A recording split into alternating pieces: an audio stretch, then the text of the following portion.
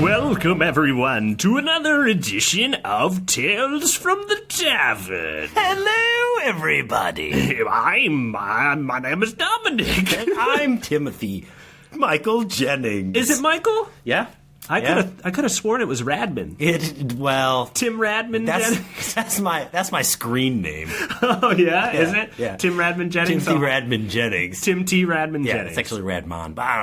You can say it however you want. Radman. I love it. Yeah. But Tim, we're not here to talk about your middle name. Oh no. Sadly, I mean, we can if you want, but I'll force that topic if you want me to. But we're not here to talk about that. But we're not. We're here to talk about tales of wendigos and falconry.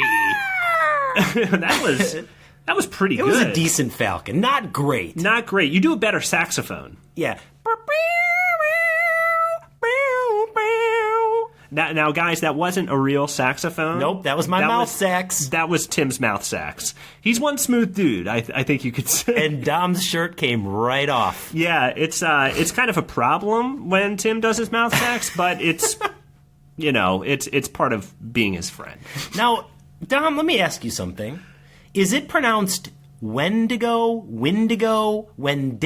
Like, there's so many there's different pronunciations of it, right? I went with wendigo. Okay, yeah, me too. Wendigos was actually suggested by Jeff Kent, and falconry was suggested by Justin Weiss. You can suggest your own props by becoming a Patreon supporter at patreon.com/TFTTpod. But that, we're going to talk about that later, because we are in a tavern right now. We are in the world of Stonesrealm. Yeah, we're in the world of Stonesrealm. And Dom, I'm sorry if this place is a little bit empty right now. Yeah, I think we're the only guys in here. We're the only people in here. This is the Runestone. Oh.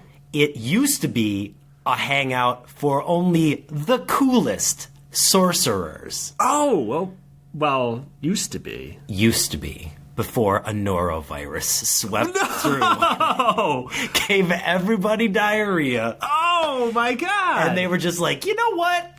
I don't care how good those free egg rolls are. I am not coming back to the Runestone. But all of the enchanted fixtures are still working. Yeah. So you can go up there, you can get a drink from the enchanted tap. Oh. Right up there. As much goat wine or Brune as you want to drink. Brune? Yep. Wait, have we talked about Brune? No, Has this been established? Brune is another less popular drink in Stonesrealm. It is basically it's like it comes from a rock. These magic rocks deep underground. Okay. It's sort of like spring water, but it glows and it either totally negates your magic powers or enhances your magical powers. So it's kind of fun for people to drink a ton of it and then see if they can do magic. And sometimes they're like, watch this, and they blow their own hands off. Or they're like, watch this, and then nothing happens. So this isn't that popular because it seems like it's pretty deadly. Yeah, it's kind of unpredictable. Not as deadly as goat wine. No, goat wine isn't deadly. Goat wine will just get you fucked up. Well, I mean, if we factor in, drunk driving accidents. Oh, I'm sorry. You're right. You're right. Folks, but it is the holiday season, and if you're going to be out there at a party, please drive safely. Drive safely, drink responsibly, and spread the Christmas cheer, because we are nearing Christmas here. We're going to go ahead and say part 1 Christmas special. Oh, wow. All right. Yeah. I don't know how many parts we're going to do, but this is part 1. Oh, yes. I can't believe I made it. Tim, you're 2 for 2 on the specials here. You were Halloween. Now you're basically Christmas. I didn't think my D could get harder, but it did. I got to ask, before the diarrhea came, the Runestone, what kind of people did come here? Oh, it was strictly a sorcerer's club. Okay, that you established that. Yeah. It was strictly sorcerers. But of all kinds. Okay, so good, evil, everybody would congregate here. Oh. Yeah. Now, would it be a thing where it was like, hey, outside of here, I'm good, you're evil, but inside we can be friends because this is the wizarding community? Sometimes, but let's be honest. It's just like the human world, right? There's people out in the real world that you're like, that dude's a fucking dickbag and I don't like him. Then you're going to go to a bar and see him. You're going to be like, that dude's a dickbag. I don't like him. And now I'm also drunk. Oh, no. So Okay. it wasn't, you have to say that's the same. Same dynamic applies. Did you have to check your wand at the door or staffs? That's actually a great question. Yes, but as you know, if a sorcerer is powerful enough, they don't need a wand or anything like that. And you can't exactly check your hands or your mind at the door. Well, if you're drinking some Brune, you may have to check hands. Brune will check your hands for you. Check your hands! Check your hands, Wiz. Brune, now in strawberry. Strawberry Brune is the worst. Is it? Yeah, it is. It can blow off your hand. It probably tastes. It's probably like Arbor Mist, I imagine. Green apple Brune. Brune is like the Stonesrealm equivalent of Mad Dog. No wonder it harms people so. Red pineapple Brune? Well, there's no red pineapples. Well, I'll try it. 5 minutes later, dick exploded. Okay, hey man, why don't we get away from this tavern a little bit? All right, and into some fiction. You have a story you brought with you. I got a story from the realm of Stonesrealm, the realm we are in right now. Yes. And I mean, I don't know for certain, but I'm gonna guess that it stars Swordborn. It's another edition, another volume in the Tales of Swordborn the Savage. Swordborn the Savage and Ice Bitch, or just Ice Swordborn? Bitch is, of course, Ice Bitch is there. Okay. Always along for the ride. Okay. Well, hey, why don't we get right into it then? Yeah, let's do it. Let's do it.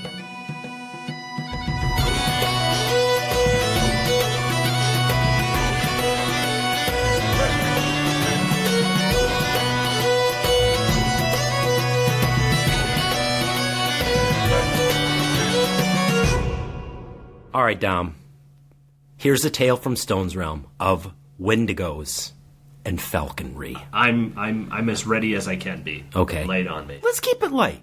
It's festive, right? Yeah. Nothing bad can happen during a festive time of the year. No. Right? So let's keep it light. Okay, yeah. Yeah, okay. Keep it light. All right. Okay. This story is called Swordborn the Savage, Gift to Death. Oh. A.K.A. the Santa Claus. A.K.A. No nuts, no glory. I thought this was lighthearted. Oh, yeah, no. Keep it light. No That's nuts, me no- keeping it light. No nuts, no glory sounds pretty. It's light, man. Far beyond Orkspire, just south of the dominion of humans, and 2 exits past the road sign that says, Adult Books, Real XXX Nasty, Free Hot Wing Buffet, lies the land of Stonesrealm.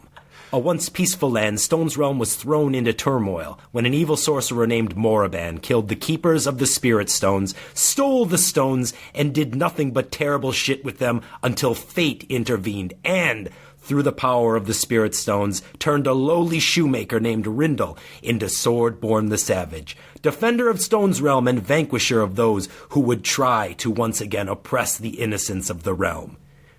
Which is pretty much anyone with a sword, so vanquisher of everyone. Oh man. Hey, just real quick, next time can we stop by that XXX Tavern? Oh, you want to go to Real XXX Nasty Free Hot Wing Buffet? Well, it's a free hot wing buffet. All right, man. You asked for it. See you next episode. You are not going to have a good time, but we'll go there. A light snow was falling across the land. The air was crisp and the stars above were bright. It was one of those nights where you think, camping would be so great right now. But then you go and get snowed in and freeze to death while clutching your dream journal, you dummy. What were you thinking going camping in the middle of winter? It's a terrible idea. You smell a fire, you want to do it. Yep. Bad call. Don't do it. And don't do it alone. No. On a snow-covered hillside stands a hooded figure looking down upon the valley below. All is quiet except the sound of the wind rustling the mysterious wanderer's cloak. Suddenly the hooded figure extends a slender arm skyward. From the heavens, a jet-black falcon goes into a death dive, plummeting so fast that it actually makes the noise like a bomb noise.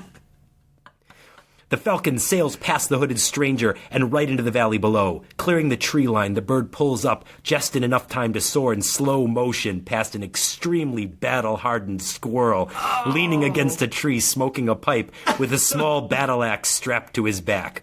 The two exchange a knowing glance before, quick as lightning, the squirrel leaps onto the falcon's back and settles into a tiny saddle. That wasn't pointed out until now because it would have been inconvenient to point that out before now. The important thing is that now this squirrel is riding a falcon. Oh my God! Back up to the hooded stranger the two flew, landing aloft the still outstretched arm of the cloaked figure. Slowly the stranger lowered their hood, revealing the face of a beautiful but determined young woman. Kenjin Falconer, a tough girl from the wrong side of Stonesrealm. And yes, she had that last name before becoming a falconer, and yes, she's kind of sensitive about it, so don't call attention to that if you meet her. Okay. Kenjin wandered the land doing whatever she could to survive. Everything except sex for pay stuff.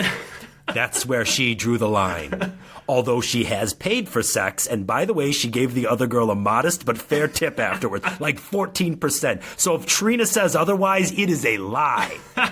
Perched on her arm are her traveling companions and business partners.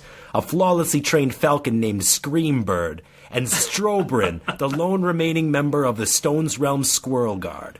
He's seen some shit in his day. Is dangerous with an axe and completely loyal to Kenjin. I love the name Strobrin. Yes, Strobrin. That is a battle-worn name. You ready to work, fellas? Asked Kenjin. They both nodded. Strobrin drew his axe as Screambird soared off Kenjin's arm. Into the valley the partners soared, down past the trees, along the river, and over a clearing toward their target.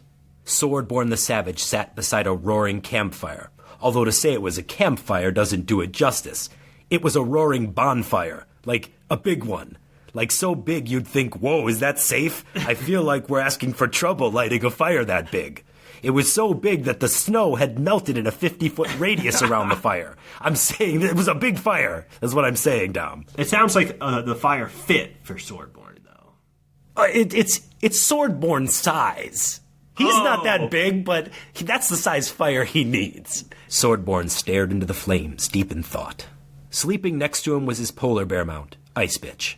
From a scabbard behind him, his enchanted singing broadsword, Gitfuck, sang Phil Collins' In the Air tonight. And Swordborn could feel it coming in the air that night. Something bad. No, wait, it was just thieves. Swordborn's huge hand shot into the air and landed firmly around Screambird, knocking Strobrin from his saddle and right into Swordborn's other hand. Strobrin's axe fell to the ground with a clank, waking up Ice Bitch, who only thought enough of what was going on to open one eye so at least half of her face could keep resting. Swordborn surveyed the two. "Did you mean to come here?" asked Swordborn. The two creatures nodded yes. "I thought so. I would have felt bad catching you in midair if you were only passing through. Were you coming to rob me or kill me?" Strobrin managed to free his paw from Swordborn's grasp to indicate the first option was correct. "I see," Swordborn replied. The warrior became pensive. "Normally I would take thieves like you, find a horse carcass, stuff you in its anus and sew up the butthole, then just leave. But not tonight." Oh, man. "Hey!" yelled Swordborn into the darkness at the top of his lungs. "I've got your pets! Come get 'em!" Within seconds, Kenjin was standing in Swordborn's camp. She stared down the warrior. "Now what?" asked Kenjin defiantly. "Now you sit. Eat, drink, warm yourselves," replied Swordborn. Oh. "I'd be foolish to turn down that over you and your polar bear fucking up me and my friends," said Kenjin. "But I have to ask, why is one who was our mark suddenly so eager to share his camp? By the way, that fire is disturbingly big." "Because I can tell you're like us, alone.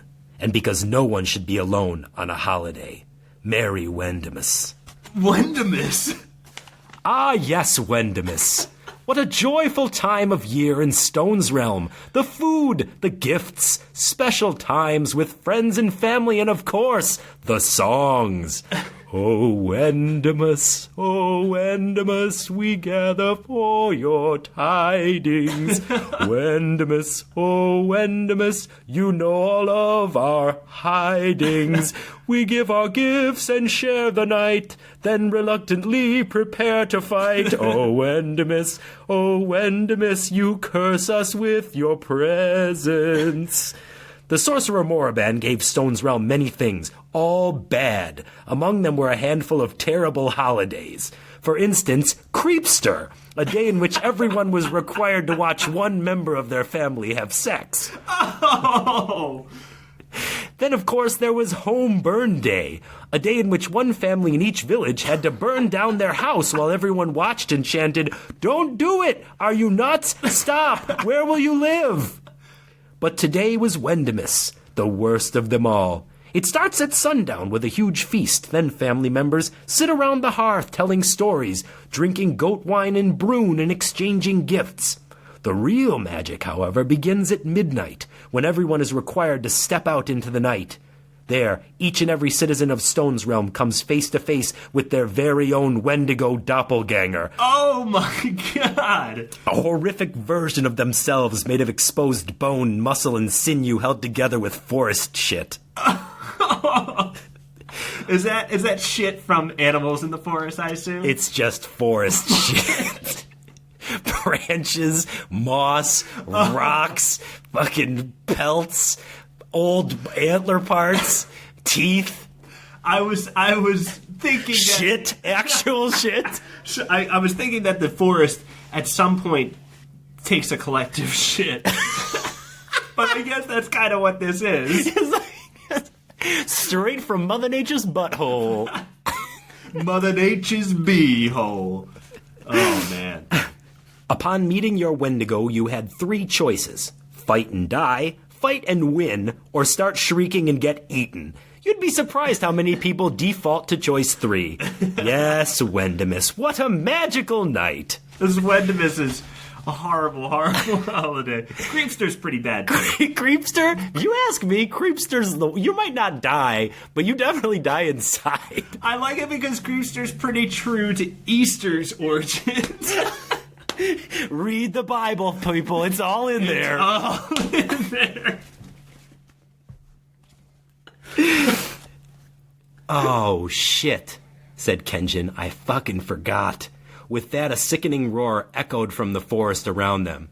Happy fucking Wendimus, said Swordborn, and with that, the Wendigos were upon them. Oh. Ice Bitch faced off against something that looked like her, but turned inside out. Oh. While Screambird dipped and dove through the sky, locked in combat with something that resembled a falcon, but was made of equal parts bloody stuff and burned parts. Oh.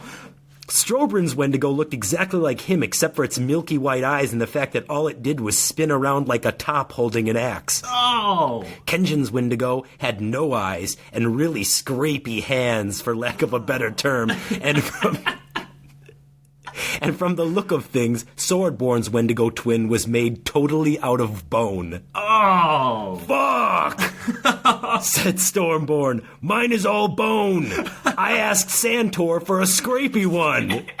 Cut to a charcoal sketch of Swordborn sitting on the lap of Santor, a giant clad in red and white armor with no face visible from within the darkness of its helmet, save a pair of glowing green eyes. What can I say? Replied Kenjin. I guess I'm lucky. As Get Fucked began singing Dio's Last in Line. Yeah. Which is a great song. It's a good one. The warriors and their companions valiantly fought off the Wendigo aggressors. Screambird grabbed its Wendigo double and went into a death dive, letting go just in time to send it splattering into the ground like a water balloon filled with guts. Oh. Strobrin didn't fuck around. He flipped over his doppelganger as it spun wildly, then raised his axe and brought it down again and again until he was chopping a puddle. This continued for roughly 5 minutes after the Wendigo's initial demise. Oh. I like your just... Oh. Yeah, well, this is true. This is what's happening. He had milky white eyes. It's gross. Not anymore. Well, yeah, it's puddled now. Ice Bitch's chore proved harder as she wrestled claw to claw with her double. Somehow she managed to get a paw up under that bitch's gunt and then swiped up until that thing was literally barfing its guts out like some kind of weird fountain you'd see in Hellraiser's house. That's where Hellraiser lives. His house, by the way, his house is completely normal. It looks like any other townhouse, except for this fountain in the middle of a human body barfing its guts out. Or a bear in this case.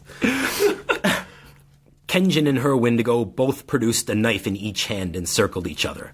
The Wendigo lunged first. Big mistake. Kenjin drove both her knives into the creature's skull, then jumped on its back and rode it until it died. Oh. It was pretty awful to watch. I mean, these things were inhuman scum, but nothing deserves that kind of embarrassment. Maybe a Wendigo. Well, perhaps a Wendigo. On Wendimus. Maybe it's appropriate. Swordborn and his snorting, bone-covered twin circled each other. Without looking, Swordborn held out his hand, producing Get Fucked. The spirit stones embedded in its hilt blazed forth a fierce warning. The Wendigo followed suit, holding out its hand and producing an evil duplicate of Swordborn's enchanted weapon from its own body. The twisted replica immediately began to sing a song of its own. You used to call me on my cell phone. Late night when you knew. Fuck no! Bellowed Swordborn. With that, the warrior grabbed Get Fucked with both hands, pointed it directly at the Wendigo, and yelled, Vanquish! A beam of energy discharged from the mythical sword, consuming the Wendigo instantly, turning it into dust.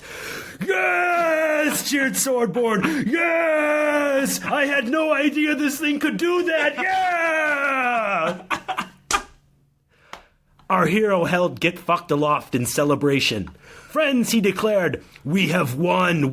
His statement was cut short, however, as Screambird descended from above and snatched the sword from Swordburn's hand, delivering it directly to Kenjin. What the fuck?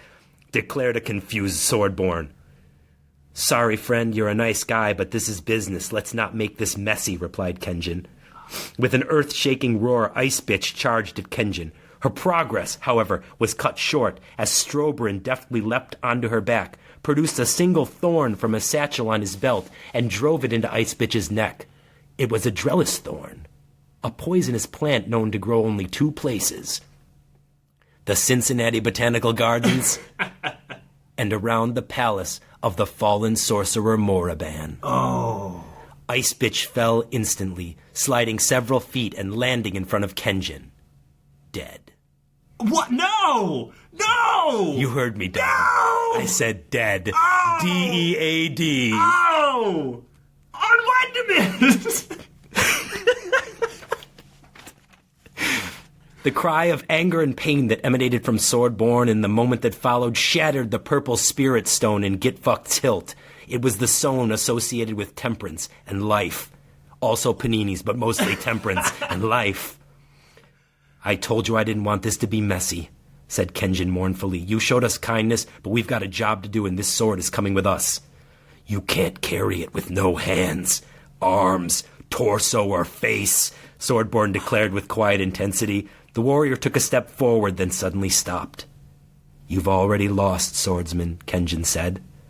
Looking down, Swordborn could see the Drellis thorn protruding from his own leg. Oh! His vision began to blur, but his rage was so intense he plodded forward. I'm going to send you to hell, one piece at a time, Swordborn declared wearily. Not today, whispered Kenjin. It's Wendimus. The thief gripped Get Fucked with both hands and leveled it at Swordborn. Vanquish, she declared. Once again the sword put forth a powerful beam, and in an instant, Swordborn the Savage was no more. Oh! Kenjin returned to Swordborn's campsite and sat down beside the fire. In the morning they would begin their long journey back to the fortress of Moraban. The end. Oh my god! No! I'm afraid so, Dom. Is Kenjin Moraban's daughter or something? I guess you'll find out. Oh my this god! St. Patrick's Day when I return to Tales from the Tavern. That was some mouse sex. Tim Jennings, one smooth.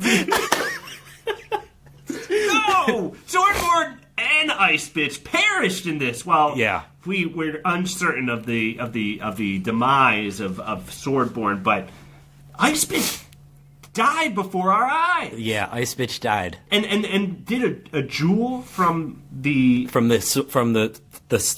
Fucked. One of the spirit stones also shattered. Oh my God! This is huge.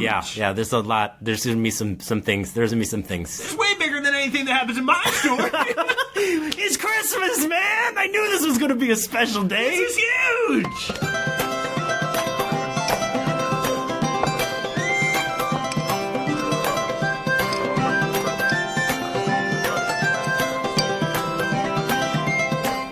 Love it if somebody drew the picture of Swordborn sitting on Santor's lap. I think we're going to go ahead and do a call for fan art right now. We need to see Santor and Swordborn on his lap before Wendimus. Before Wendimus actually arrives. Let's get that done, guys. Let's get it done. This is a huge episode, but I have a tale of my own. All right. But I can't wait. Before that, I gotta say, Dio's Last in Line, great song.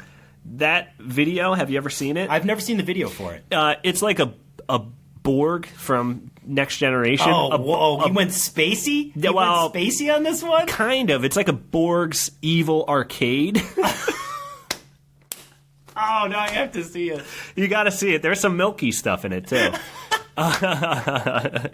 All right, Tim. This tale of falconry and wendigos is titled Continued Quest. And that's with a K. Okay. Oh. Continued. Okay. Now, are you familiar with my character, Chris with a K? He's made an appearance before, but okay. I don't know if you've been on an episode with him. He's a young adventurer. He's entering this world of adventuring, and he's learning about being a hero in Orkspire. And on his last journey, he came across a wizard named Spielman the Wizard. Okay. He infiltrated his tower. He stole a gem from him. Turns out that his mom gave him that gem. Oh. And Spielman in his time managing his tower, he slipped into alcoholism. Oh. And he wasn't really able to properly defend his tower, and so he kind of had something taken from him. Yeah. And now probably angry, also full of regret. There's nobody that's more vengeful than somebody who blames themselves for what happened, but also mainly blames you for what happened. Yeah, they're going to come harder. Yeah, well, the thing is that Chris with K, he found that stealing this gem was really kind of a bad guy move. Like, he got hired for this quest, but it was kind of like went against his ethics. And anyway, we pick up right here. Can I just point out something really quick? Sure. If your name is Chris with a K, aren't you kind of already a bad guy in some ways? Aren't you sort of destined to be a bad guy, or at the very least a douchebag? Well, I mean, maybe that's what Chris is trying to change. All right, good. Maybe, good for him. Maybe that's destined, but he's trying to carve his own. That's path. inspiring. That's orc-spiring. That's. I'm like getting a T-shirt that says, "That's orc-spiring." And it could be like, what do you think it would have on it? I think it's just like a script font of "That's orc-spiring" with an exclamation point, and maybe a picture of a lake. Maybe. Oh, that's good. Lake with maybe a sun or moon. You know what? Let's talk about this design. Yeah. After we tell this story. All right. After I tell the story.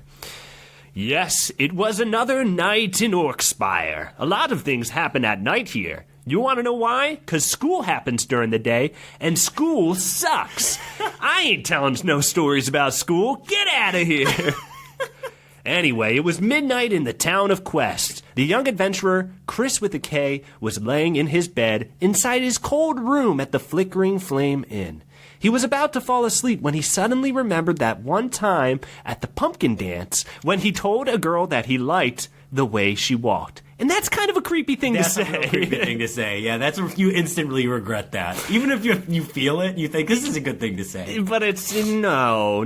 And he would stay awake for another 2 hours analyzing just about any instance where he may have said something a bit off. Oh, yes, man. This was truly the way to never make a mistake ever again. Yep. I think we all know that's the truth. Replaying your previous mistakes is the best way to go forward positively. Suddenly, Chris realized that standing over his bed was Spielman the Wizard. Oh! Oh, no, it's that wizard, exclaimed Chris. Oh, cracked-ass corn, said the wizard, grimacing in pain. He put his hand to his brow. I have a terrible hangover. What do you want with me? Asked Chris from his bed. The wizard regained his focus and continued. I need your help, young adventurer. There is something missing from my life. Without it, I am not a wizard. You want me to help you retrieve the gem I stole from you? No, but that gem was worth $2 million. What? Whoa. I'm letting it go, said Spielman. What I need your help with is my staff. After you ran off with my gem, I was pretty pissed and drunk, so I started throwing things through my portals in my portal room. Oh, yeah, like you do. Who hasn't been there? Oh, no, said Chris. Yeah, I ended up throwing my staff through a portal leading to the IDGAF mountain, admitted the wizard, which is I don't give a fuck mountain. My falcons tell me that the staff has landed outside of the fabled Wendigo's cave, but they won't go pick up the staff for me because I also threw their bag of delicious bird seed through a portal, and they're still pretty pissed about that. Oh, fuck you, man. We're not getting your staff. Yeah, I know where it is. Fuck you. Get my seed back first. Don't mess with the bird seed. But I've since sobered up and quit alcohol altogether. I've gone through a lot of changes in these past few hours. I've also realized that running a wizard's tower is pretty unethical. I was letting people gamble their lives for glory. The idea now disgusts me. That's what, you know what? The best, most permanent life changes happen within just a couple hours. Yeah. It's just a matter of, realizing and taking action. Yep. Spielman said this as he dropped a coin into a children's hospital donation can. And that donation saved a little girl's life. Oh. Yes, he was truly a changed man. Chris stared at the wizard's eyes. He saw honesty, pain, regret, and maybe redemption. He shook the wizard's hand, even though the wizard had not extended it. And that was pretty awkward, too. But Spielman was happy to have Chris with him. You know what? I feel like Chris is going to replay that awkward handshake later. Well, we'll see how this all ends, but a pretty good chance. I mean, he's going to be like, I wish I would have given him a better handshake. That sucked. I should have went up for a high five, maybe. Yeah, I don't know. It was the witching hour when the two crept down the stairs to exit through the flickering flames bar. No lanterns were lit, but the bartender was still standing behind the bar, talking to a ghost. I don't know, man. What do you think? Should I ask for a raise? The ghost asked the bartender. You don't have a job. You're a ghost, replied the bartender. The ghost sighed. I know, man. The ghost floated away. What a loser! The two traveled throughout the morning. I bet that ghost fucking lives in the toilet, too. He's such a loser. He's a fucking dork. What do you work? Oh, okay. The two traveled throughout the morning and into the afternoon, but nothing really important happened then. Chris thought he saw a dog, but that was about it. That night, the wizard and warrior took camp and lit a fire that would warm the mood to a hot glue that the two would bond with. The wizard stared at the full moon. I wanted to be the world's greatest wizard before I got sidetracked by the dark arts of alcoholism. But that's not too different from any other magic, man. We're all just trying to be so good at magic that it'll let us control our destiny. But that just ain't how the way it works.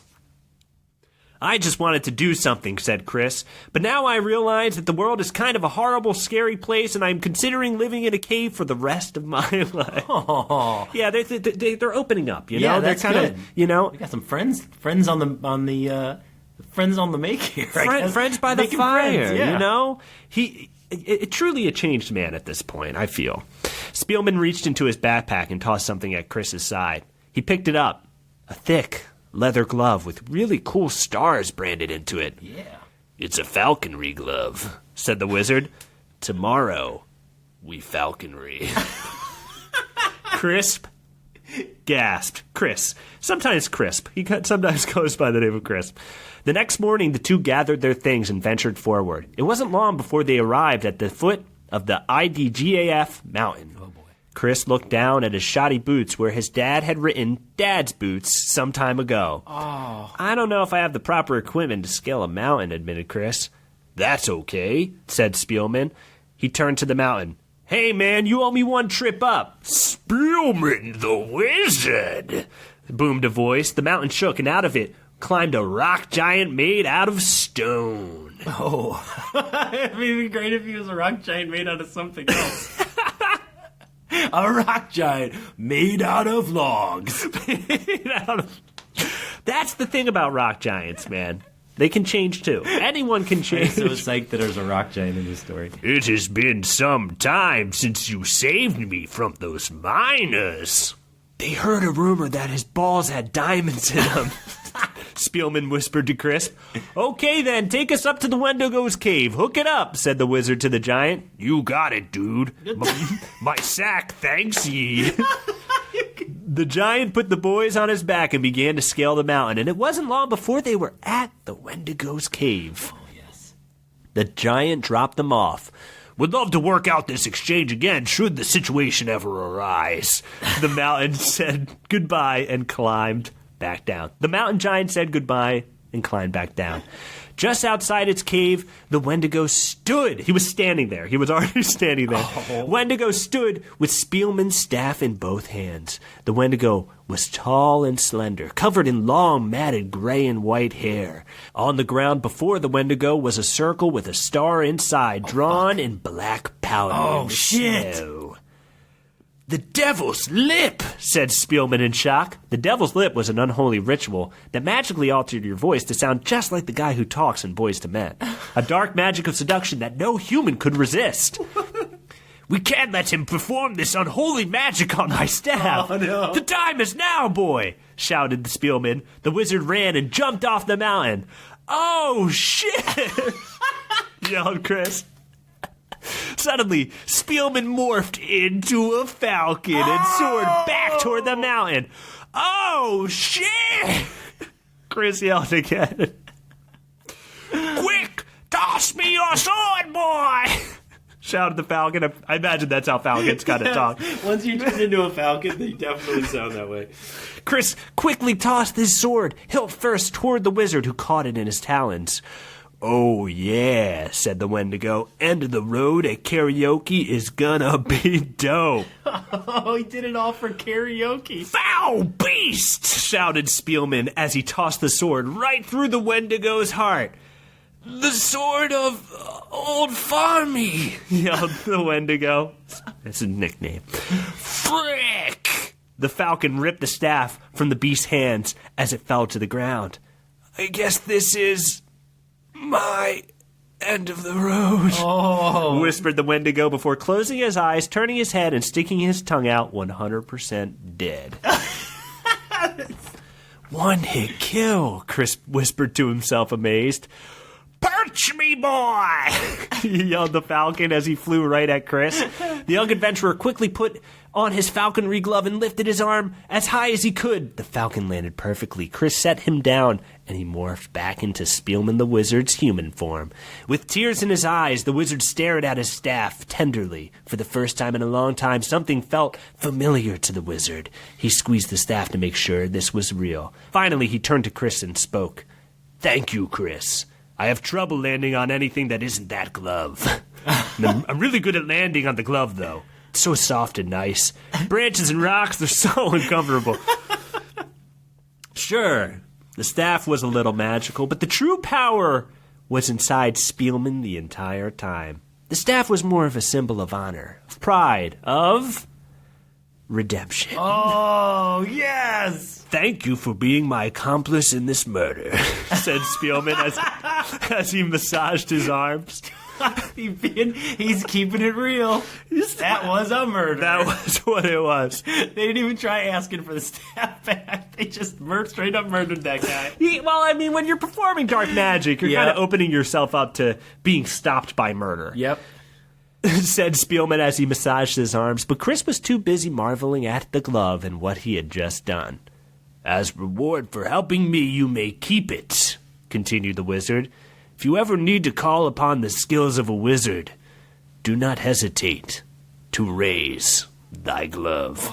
The band Battle Keg would later release an album titled Raise Thy Glove in tribute of this awesome moment. Wow. And from that day, Chris learned... Wait a second, Chris learned something? Oh man, this story was just like school. Oh. You gotta be kidding me. I went ahead and read this whole thing, man. Anyway, Chris learned that when people morph into animals, you can see their junk for half a second. He also learned that those struggling with addiction can recover and become contributing members of society. Their society, that is. If you look at it from the Wendigo's perspective, addicts kill people when they're tired of doing drugs. Yep. Spielman ran and jumped off the mountain again, turning back into a falcon. He swooped back and picked Chris up by his shoulders. The two flew back toward the town of Quest, and as they did, this song played. Soaring, soaring on the back of a boy. Soaring with my claws in his shoulders. Having a fucking great falcon time. Having a fucking great falcon time. Having a fucking great falcon time. Freeze frame.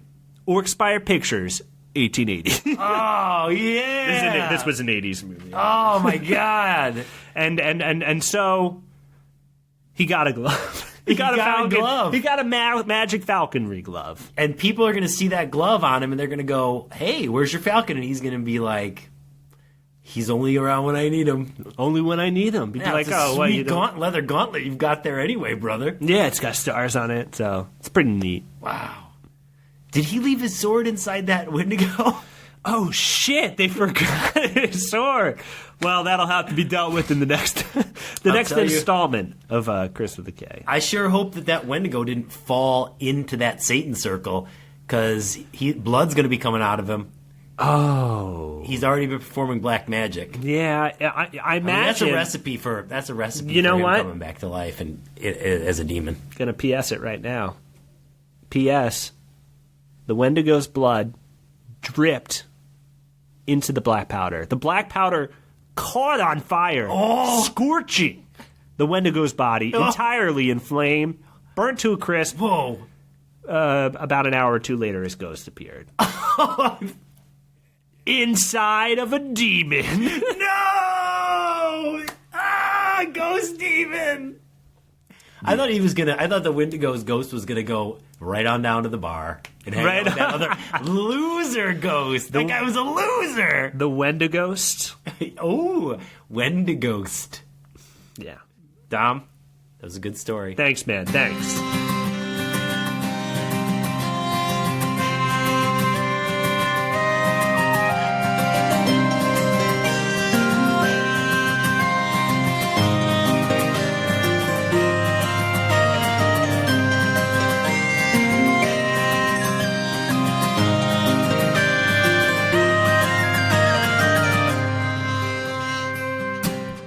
Tim, thank you for bringing me and everyone listening to Runestone. Oh, thank you. Thanks for coming with me. You know, it was a little quieter than usual, but I think maybe that's kind of helpful in the podcast realm. You know, it's nice to take some time just to enjoy some silence. Yeah. Now and again. Well, Dom's hands are gone because he drank some Brune and tested his magic, and his hands are gone now. Yeah, there wasn't silence when my hands were exploding. No. But they're gone now, and I have to move on. Yeah, and my nose is a dick now. I don't remember that happening. Well, it's because my magic wore off, so now you see my real nose. This is your true form. So we're going to have you back on sometime soon. I know that. I want to come back on soon and tell and continue that story. There's so much more to come in Stonesrealm. I'm still shaken by the events that unfolded today on Wendimus of all days. On Wendimus. It's a pretty emotional episode for me to write, I have to say. Yeah? Yeah. I imagine. Ice Bitch, it sounded like she's gone. And I think some people are going to be upset. Yeah. Well, it's a good thing people drew her last time. Yeah, Justin Smith, where you can find his art at Justin Smith Art on Facebook.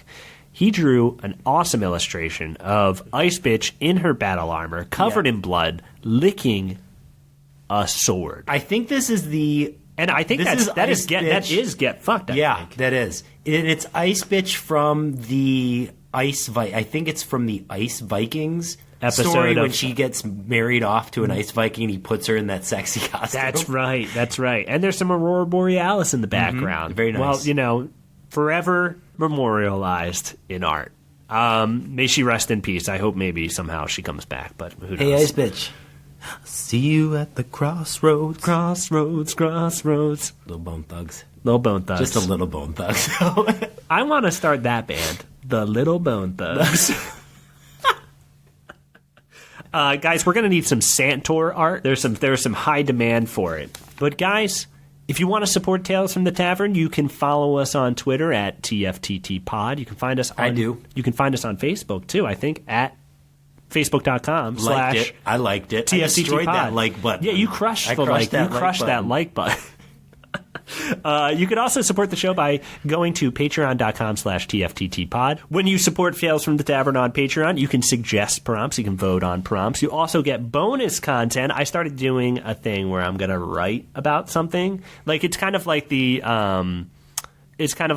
what did you do this week kind of portion of the show. Yeah. And it's kind of an expanded edition of that. That sounds good. So that's going to be a regular thing that I'll be doing, little blog entries. Also, I think I'm going to post some more Notebook stuff, maybe, if people are into it. We'll see. You mean this is more of your fan fiction about the Notebook? Yeah. Which is good. Yeah, the blogs are only going to be about the Notebook, Yeah. and then the other posts are going to be about my fan fiction. So romantic. But we'll also have bonus chats. We're going to have a little bonus conversation that'll be on this episode's post, exclusive to Patreon people. Yeah, little chat. There's a little with chat. you. It's a little Christmas chat. What do you say? How about a little seasonal chat? A little seasonal chat that we had. And another way you can support Tales from the Tavern is by leaving an iTunes review. You can find us on iTunes. If you search Tales from the Tavern, you'll have to log in, but then you can leave a review. And I've got one here that I was going to read. This is from Jason from Earth. It's titled Adventures on a Podcast Steed. My wife and I lay in bed at night and listen to your fantastical tales. We enjoy the outrageous characters and lol commentary.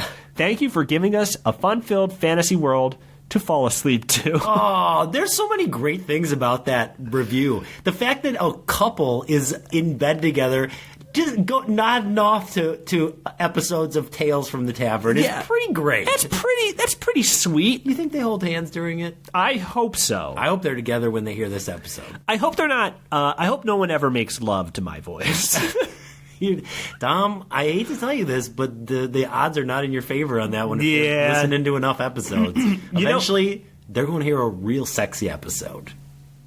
Wait, are you telling me that you've got a sexy episode lined up? No, but if I'm telling you that eventually it's going to be too sexy, they're not going to be able to handle it. You know what? That's right. Well, you were playing that smooth saxophone earlier, so. Oh, here you go, Jason. Names? Jason from Earth. Hey, Jason from Earth and Jason from Earth's wife from Earth. If they are not nude right now, they are now. They are now. Also, don't assume that Jason from Earth's wife is also from Earth. We don't know that. That's true. We don't know that. Nope, that was Earthist. That's very Earthist. She could be from Stonesrealm. But before we go here, Tim, how do people say goodbye, specifically in Runestone? Some people probably do so by drinking some Brune and exploding. Toast a little Brune. Hopefully you don't explode completely. But most of the time, the sorcerers will try to one-up each other on cool ways to leave and make a big deal out of it. Like somebody might stand up, make a big deal out of it, and then just point above their heads, and suddenly in fire the phrase "I'm out" appears, and then they just leave. Oh, yeah, because it is a wizard's. It's a sorcerer's bar. I imagine some dudes are like, okay, see you guys. And then when they're walking away, like in electricity on their back, it says "smell you later." They're like, fuck. You know what I would do? I would be like, all right, guys, I'll see you later. Hey, take it easy, fellas. And then as I exited, I would be like, oh, yeah, one more thing. And then I would make all the lights go out. Oh, that's... I'm sure some people would appreciate it, but for the most part, pretty dick move. It's a dick move. Absolutely. I would be like, hey, guys, I'm going to go. See you guys. Bye. And then I would leave. And then the real me, that was like the that was the magic version that I created that walked away. Real me would come out of the bathroom and I would say, psych. Oh, he got us with the real magic. Psych. Well, to everyone out there, I'm out. I'm out. And we'll see you next time on Tales from the Tavern. Happy Wendimus, everybody. Happy Wendimus, everyone. Have a safe Wendimus.